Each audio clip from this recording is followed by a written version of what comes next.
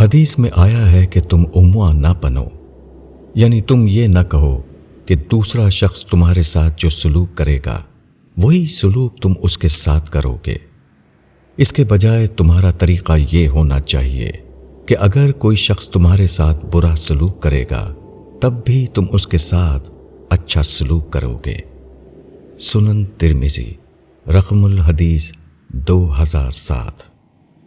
معرفت صرف ان عورتوں اور مردوں کو ملتی ہے جو ہمیشہ مثبت سوچ کے ساتھ رہنے والے ہوں، مگر تجربہ بتاتا ہے کہ موجودہ دنیا میں کسی کے لیے بھی موافق حالات کا ملنا ممکن نہیں۔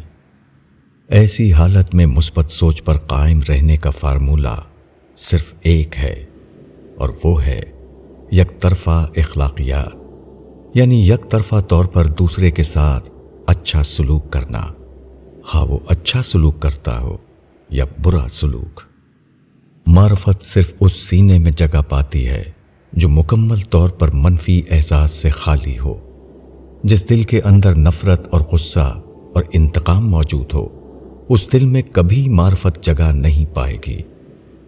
انسان ایک ایسی دنیا میں رہتا ہے جہاں خود قانون فطرت کے تحت روزانہ ناخوشگوار تجربات پیش آتے ہیں۔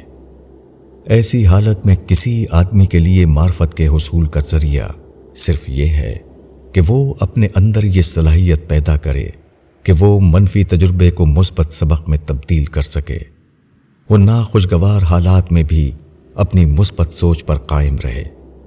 وہ اپنے اندر وہ برتر سوچ پیدا کرے جس کے بعد آدمی اس قابل ہو جاتا ہے کہ وہ ماحول سے اثر قبول کیے بغیر اپنی بلند فکری کو برقرار رکھے۔ یہی وہ صفت ہے جو آدمی کو اس قابل بناتی ہے کہ اس کا سفر معرفت رکے بغیر ہر حال میں جاری رہے۔ مولانا وحید الدین خان۔